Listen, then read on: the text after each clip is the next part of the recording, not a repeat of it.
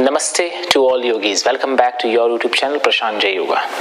In today's class, I will be sharing with you Simha Kriya. Simha Kriya is also known as Simhasana. And one of the variation of the Simha Kriya and Simhasana is also known as Simha Garjanasana. Garjan means roaring. Simha means lion. What is Kriya? Why it is called Kriya? Kriya means such actions which changes the energy flow is considered as a Kriya, which has a strong impact of energy system considered as a Kriya. Shambhavi Mudra is also considered as Shambhavi Kriya. Let's learn the techniques and later we will talk a little bit in detail. So let's continue the practice to Simha Kriya. First pose, preparatory pose and starting pose of Simha Kriya is Vajra Asana.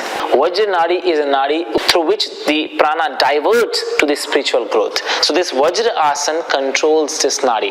And because Simhasana, in Simhasana you are working for mental stability, and mental stability is possible when the prana is moving upward direction. Energy is moving upward direction. So this asana is a base asana because this asana controls the desires and you will have a mastery over the lower senses. So Vajrasana is the first pose.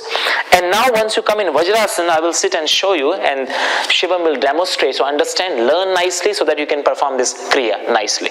So in Vajrasana, you first sit straight, you spread the knees like this. See, how much spread the knees? There are a few things you must understand. If you sit in Vajrasana, together leg, you see first where the pressure is coming. Got it? Understand where the pressure is coming. Pressure is coming on the center leg here. So open that much where the pressure is not changing. You should not feel that your thighs are rotating internally. Open the leg and now see here. If you are leaning internally, if the legs are trying to rotate internally too much and you feel that you are falling forward, don't open that much. So find out what is your level. Normal is that at least edge of the mat. So if we show you from the side, see his knee is touching edge of the mat. That much you can open. And once you maintain it, now see the spine. I will just show you by placing the arms front, just simply like this. Now see the spine from the back. Your spine should be straight completely, and not only straight, your buttocks should touch between the heels. So toes are touching together like simply in Vajrasana. The heels are separated, you can see here, and buttocks are pressing in between the both inner edge of the foot. Spine is erect, and because you are placing the palm front, I will show you from the front also. Just first see the structure from the side. You roll the shoulders back, this, so the shoulder blades comes together on the back, and now by pressing the palm you elevate the spine upward direction. This is the frontal position. Keep the drishti either tip of the nose or third eye or close the eyes. This is simply starting pose of Simha Kriya. Now see, if you see this pose from the front, can you see that his wrist is little inside than the knees, but not for everyone. Actually, if you want to see what is good for you, you need to experiment a little bit. Some people, for them, wrist and knees are in one line, also possible. But here you need more flexibility. You will feel little difficulties to bend the wrist. If you don't have this flexibility, I would recommend you to bring the hand a little back. And here also, if you don't have flexibility enough, but you want to try, what you will do, I would request and recommend you to take a small towel and place under the wrist here, and you will press like this later. So place the towel or something, fold it and place it. So with that, if you press, you will not bend too much. And some people, if the trunk is longer, their hand can come front of the knee.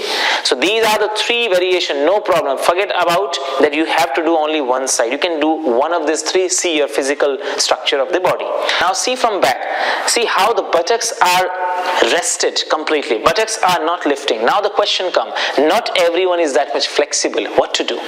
If you are not flexible, I will again recommend you at least touch the both big toe together, flat the ankle. If you feel pain on the ankle, you again roll the towel, place under the ankle. Understand? Place under the ankle. And now if your buttocks cannot touch the Legs, if your buttocks are like this, maybe you're not flexible enough with the knees, or if you have a knee injury, what you will do? You place again the cushion under the buttock like this, here. With that, you will not feel that you are pushing too much knees. Same thing you will do under the ankle. Once you perform this, adjust the body according to your condition, physical condition. See from the side. This trunk has to elevate it from the side. So each ribs in Simhasana should be separated from each other. You should not lean downward. Your spine should not fall down to the buttock. Your spine always should go up, up, up. This is the side. So last adjustment is arms shoulder level. But if you can maintain together arms, also okay.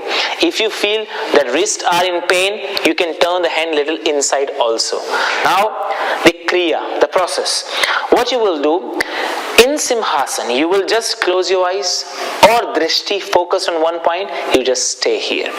It calms the mind, control the senses. So your first few rounds, maybe 2-3 minutes, prepare and stay here quietly. It is a preparation for meditation.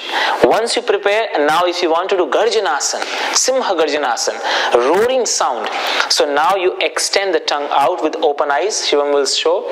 Extend as much as possible. You extend. Now when you extend the tongue, you need to open the vocal area completely from where the sound comes.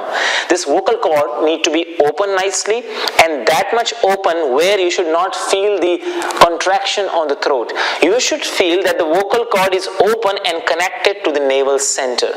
Sound in Simha Garjanasana comes not from the throat but comes from the belly. The sound comes directly from the belly, because if you come from the throat, you will get tired. Because if you see, when we learn music, what music teacher says? Sound, sing not from the throat, sing from the belly. So the pressure comes from Kumbha area, the area where the energy is stored, and that same energy in Simha Kriya, you are trying to uplift and reaching to the center of the head, which is Sahasrara, upward direction. You are changing the flow of prana to upward direction. That's why extending tongue and sound with exhalation like that from the belly, like a sound of lion.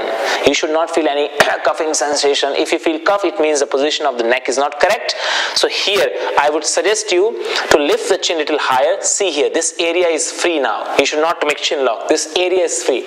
But do not lift that much up where it is stretched. Who can do mudras, they will do Shambhavi mudra in this pose, where you see between the eyebrows. See here.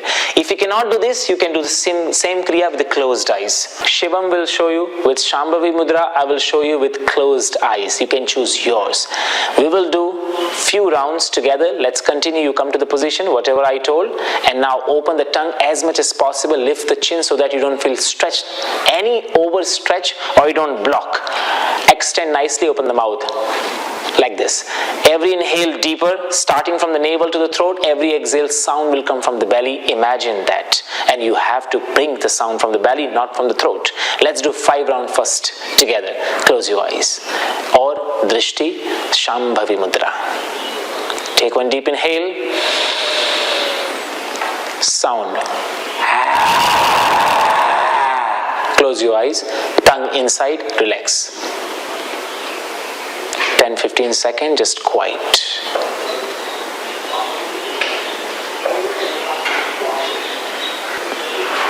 Second round, inhale deeper, drishti, and start. Close your eyes, tongue inside, close the lips, and relax. Keep the spine extended.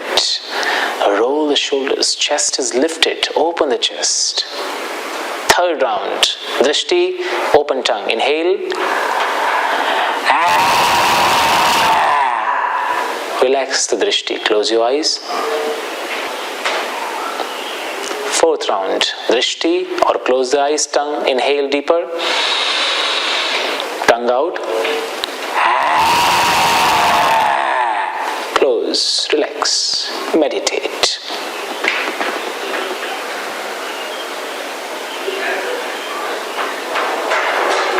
Last round. Inhale deeper. Drishti, open tongue.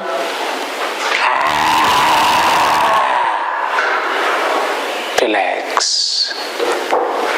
if you can stay here, meditative pose, you can stay. If not, you go for Vajrasana and sit straight with closed eyes.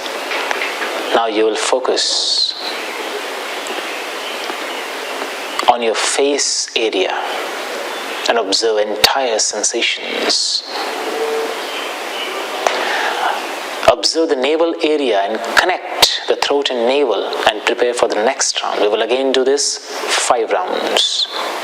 Centralize all the senses, control all the senses. Now inhale, drishti, tongue out.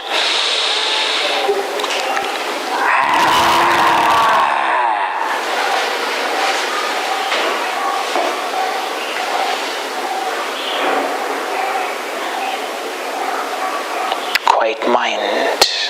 Inhale.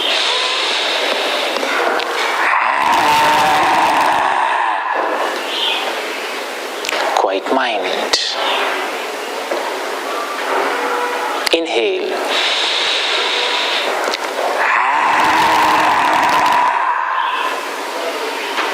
Quiet mind. Inhale.